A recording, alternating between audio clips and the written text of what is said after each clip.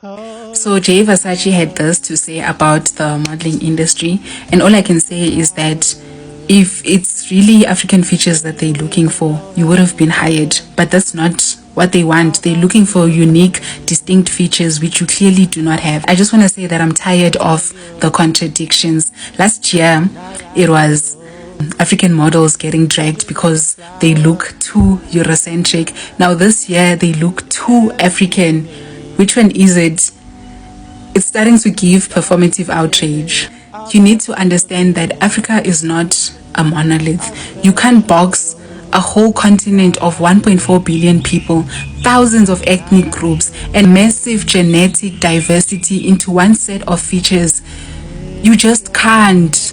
And the funny thing about this tweet is that a lot of Americans look African. There's a tweet, I don't know, it was earlier this year or last year, where they actually proved that with pictures, comparisons, an American and an African standing next to each other, and you couldn't even tell the difference. And Jay Versace looks African. I started following Jay Versace a few years ago, and I followed him because he looked like someone that I know.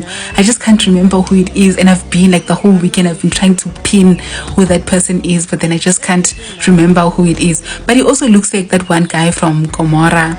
I forgot what his name is, but then I'll put their pictures next to each other so that you can see it. So I don't understand what your issue is. Your issue is not with Africa. Your issue is with people from Sudan. That's who you have a problem with, not the whole of Africa. I've never seen a Zimbabwean model. Maybe they are there. I'm not saying that they're not there. They are there, but I've just never heard of them. Like, why are you so angry at the 5 African models that are in the modeling industry? Modeling agencies are looking for distinct, unconventional features. Doesn't matter whether you are black, you are white, you are Asian. The whole point is to look unique, not African. Because what does too African mean? Does that mean that someone is not African enough if they have a narrow nose and thin lips? Is there a term too American? You don't hear of those terms, but you hear of too African. What does that even mean? Anyways, this conversation need to move far beyond these shallow critiques and start respecting the vastness and the beauty of the African diaspora in all its form. Uzobazwa sebethi angisoyi African mina, ni native, ni aboriginal, but we are not there. So